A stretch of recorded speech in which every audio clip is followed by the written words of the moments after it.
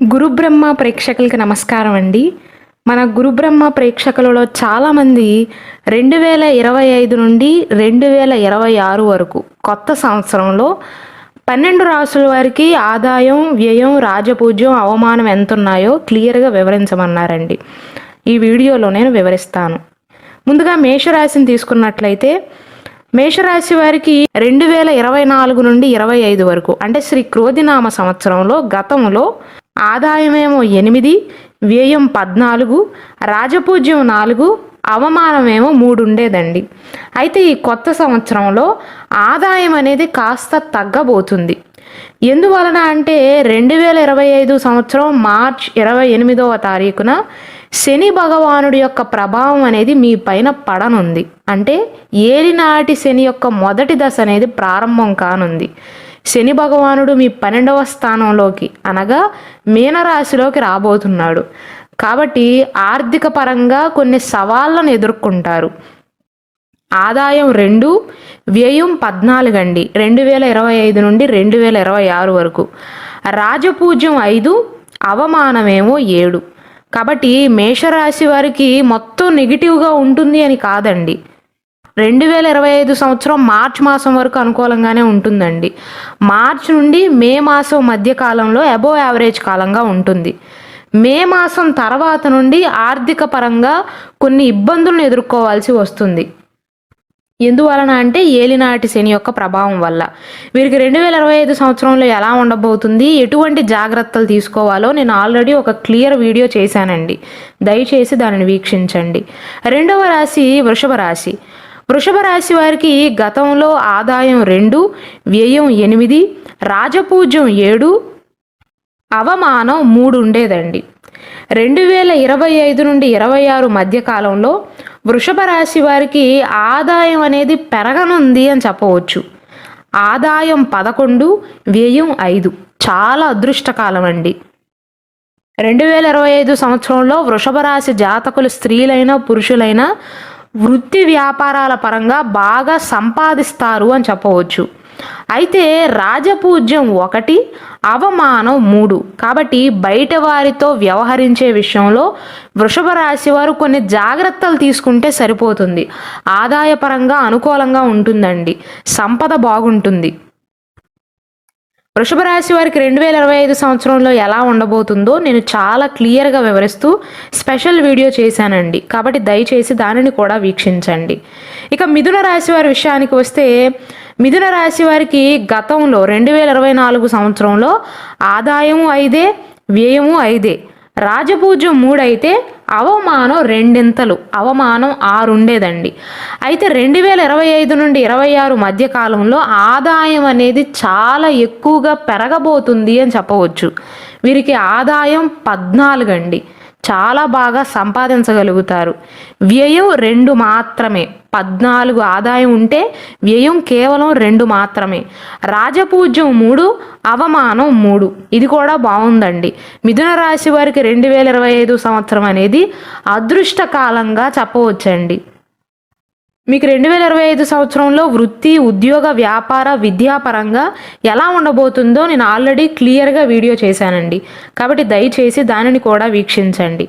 కర్కాటక రాశి వారి విషయానికి వస్తే కర్కాటక రాశి వారికి 2024 సంవత్సరంలో అంటే గతంలో ఆదాయం 14 ఉండేదండి. వ్యయం 2 మాత్రమే. రాజపూజ్యం 6, అవమానం 6 ఉండేది. అయితే 2025 సంవత్సరంలో ఆదాయం అనేది కాస్త తగ్గినప్పటికీ కూడా చాలా అనుకూలంగా చెప్పవచ్చు. అదేంటండి, ఆదాయం తగ్గితే అనుకూలం ఎలా అనుకోవచ్చు? 2025 మార్చ్ 28వ తారీఖు వరకు కర్కాటక రాశి వారికి అష్టమ శని యొక్క ప్రభావం అనేది ఉంటుందండి. ఎందుకంటే శని భగవానుడు 8వ స్థానంలో ఉన్నాడు. కాబట్టి ఆదాయం ఎక్కువగా ఉన్నప్పటికీ కూడా మనశ్శాంతి అనేది తక్కువ అవుతుంది. 2025 మార్చ్ 28వ తారీఖు వరకు. మార్చ్ 28వ తారీఖు తర్వాత నుండి కర్కాటక రాశి వారికి అన్ని విధాలా చాలా బాగా కలిసి వస్తుందండి. అష్టమ శని యొక్క ప్రభావం తగ్గుతుంది అంటేనే మంచి రోజులు రాబోతున్నాయి అని అర్థం. 2025 సంవత్సరంలో వీరికి ఆదాయం 8, వ్యయం 2 అండి. వ్యయానికి 4 రెట్ల ఆదాయాన్ని సంపాదిస్తారు. అవమానం 3. ఇదైతే చాలా బ్రహ్మాండంగా ఉందండి. కర్కాటక రాశి వారికి గతంతో కంపేర్ చేసుకున్నట్లయితే ఆదాయం తగ్గినప్పటికీ కూడా ఈ సంవత్సరమే మీకు అనుకూలంగా ఉంటుందండి. శని భగవానుడి యొక్క ప్రభావం అనేది పూర్తిగా తొలగిపోతుంది.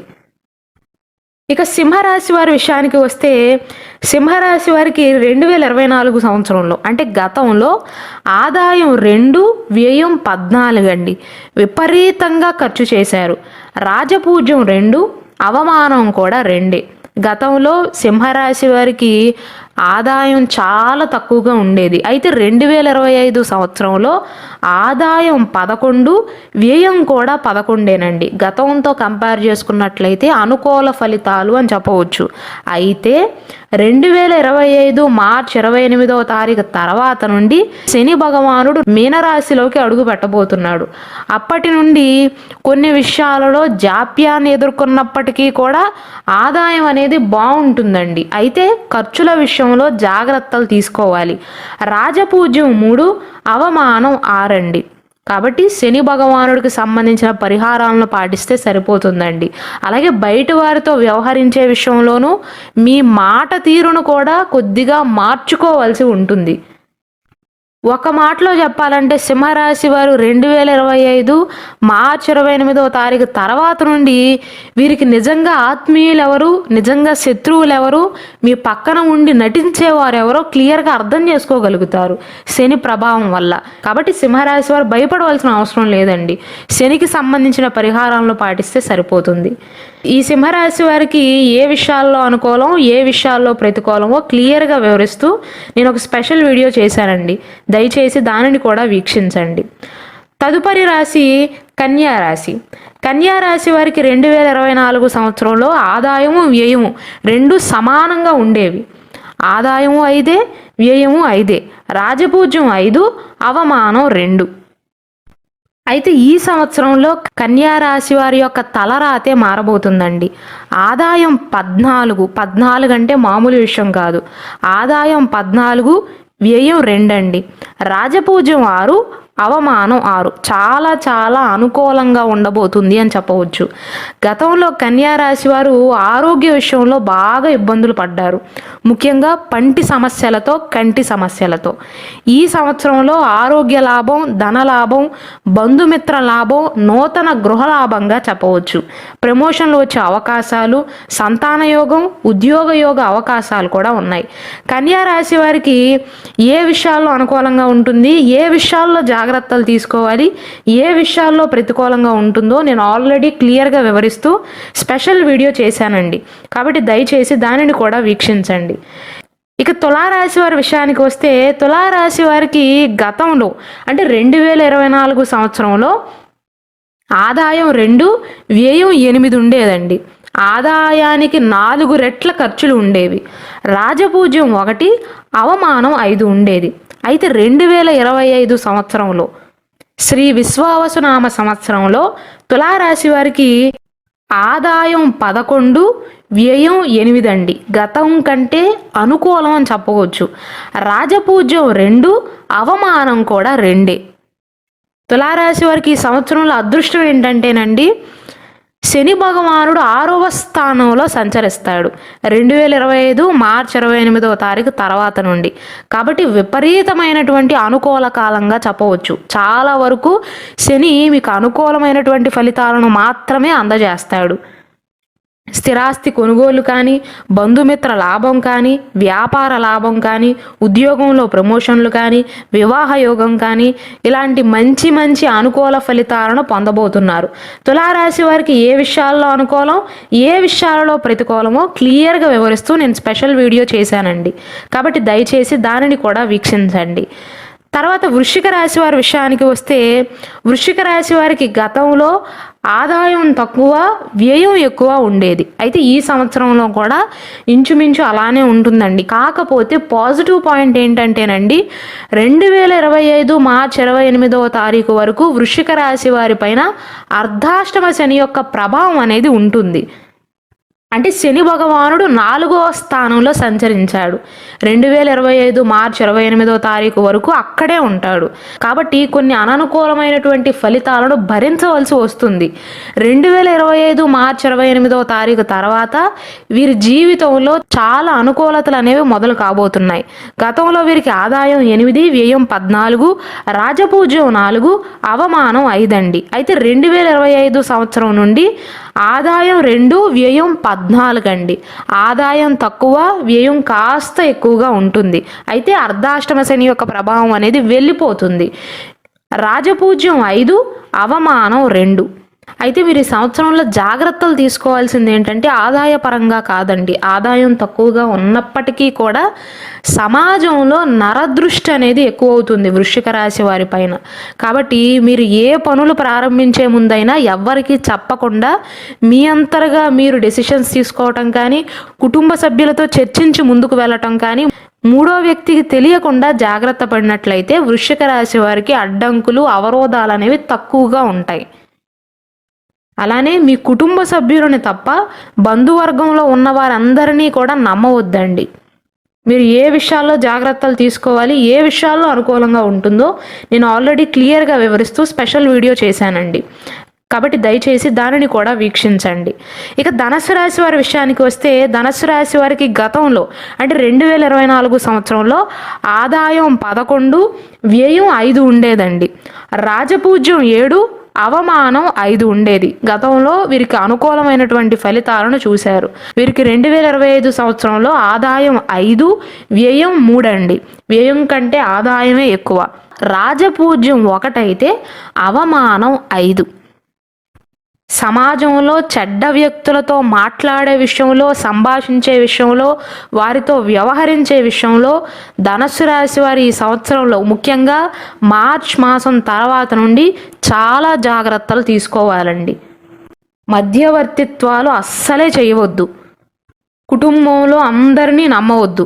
అంటే మీ కుటుంబ సభ్యులను అమ్మ, నాన్న, భార్య, బిడ్డలను నమ్మండే తప్ప బయట వారెవ్వరినీ కూడా నమ్మవద్దండి. మోసపోయే అవకాశాలు అనేవి ఎక్కువగా ఉంటాయి. కాబట్టి ధనుస్సు రాశి వారు ఏ విషయంలో జాగ్రత్తలు తీసుకోవాలి, ఏ విషయంలో అనుకూలతలు ఉంటాయో క్లియర్గా వివరిస్తూ నేను ఆల్రెడీ ఒక స్పెషల్ వీడియో చేశానండి. కాబట్టి దయచేసి దానిని కూడా వీక్షించండి. తర్వాత మకర రాశి 2024 సంవత్సరంలో అంటే గతంలో మకర రాశి వారికి ఆదాయము, వ్యయము 2 సరిసమానంగా ఉండేదండి. ఆదాయము 14, వ్యయం కూడా 14. రాజపూజ్యం 3, అవమానం 1. అయితే మకర రాశి వారికి ఈ సంవత్సరంలో అదృష్ట విషయం ఏంటంటే 2025 మార్చి 28వ తారీఖుతో మీకు ఏలినాటి శని యొక్క ప్రభావం అనేది పూర్తిగా తొలగిపోతుందండి. అదృష్ట రోజులు రాబోతున్నాయి అని అర్థం. అయితే 2025 సంవత్సరంలో ఆదాయం 8, వ్యయం 14 అండి. రాజపూజ్యం 4, అవమానం 5. ఆదాయం తగ్గినప్పటికీ కూడా గత 7.5 సంవత్సరాలుగా మీరు పడుతున్న కష్టాల నుండి విముక్తి రాబోతుంది అని చెప్పవచ్చు.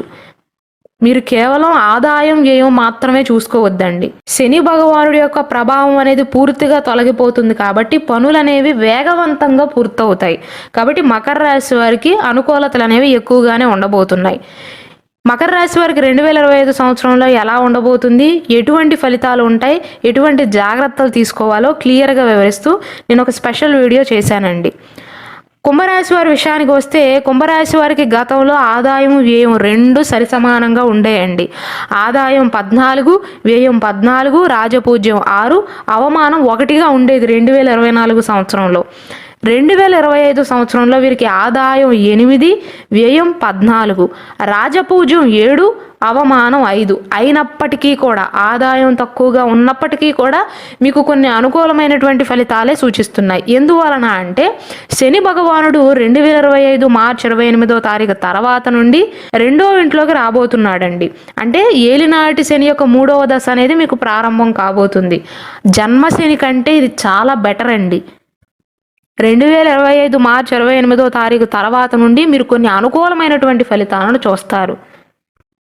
మీకు ఏ విషయంలో అనుకూలతలో, ఏ విషయంలో ప్రతికూలతలో క్లియర్‌గా వివరిస్తూ నేను ఒక స్పెషల్ వీడియో చేశానండి.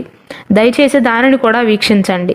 ఇక చిట్ట చివరి రాశి అయిన మీనరాశి వారి విషయానికి వస్తే, మీనరాశి వారికి గతంలో అంటే 2024 సంవత్సరంలో ఆదాయం 11, వ్యయం 5గా ఉండేదండి. ఆదాయం అనేది ఎక్కువగా ఉండేది. రాజపూజ్యం 2, అవమానం 4, 2 రెట్ల అవమానం ఉండేది. అయితే 2025 సంవత్సరంలో వీరికి ఆదాయం 5 అయితే వ్యయం 3, ఖర్చులు అనేవి తగ్గబోతున్నాయి. రాజపూజ్యం 3, అవమానం అనేది 1 అండి. అయితే మీనరాశి వారికి 2025 సంవత్సరం మార్చి 28వ తారీఖు తర్వాత నుండి శని భగవానుడి యొక్క స్థానం అనేది మారబోతుంది. కాబట్టి జన్మ శని మొదలు కాబోతుంది. అంటే ఏలినాటి శని యొక్క 2వ దశ అనేది మొదలు కాబోతుంది. శని భగవానుడు మార్చి మాసంలో మీ గృహంలోకి అంటే మీనరాశిలోకి రాబోతున్నాడండి. కాబట్టి కొన్ని విషయాలలో ఆటంకాలను ఎదుర్కొంటారు, కానీ ఆదాయం అయితే బాగానే ఉందండి.